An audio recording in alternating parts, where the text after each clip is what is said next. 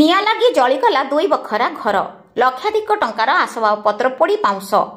सूचना अनुसार बालेश्वर जिला बस्ता थाना थेंगड़िया ग्रामर सस्मिता खंडा घरे गतकाली विलंबित राति में हठात घर निया लगी जाइथिला।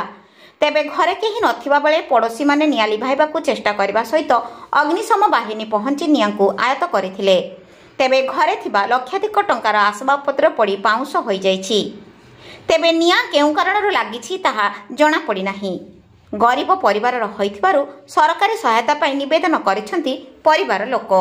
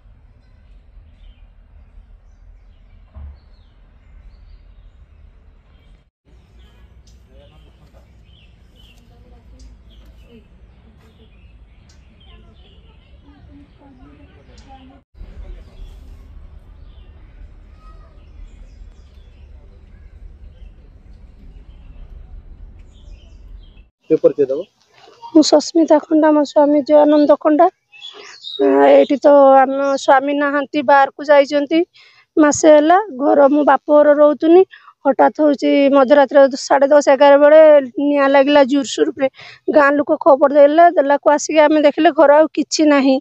मो पलंक चाउल फाउल बाक्स गहना गांठी जिनस पत्र जत्ते सब घर घर जिनस गैस पियास सब किछि जली पोड़ी पाउंस हो जाइछि।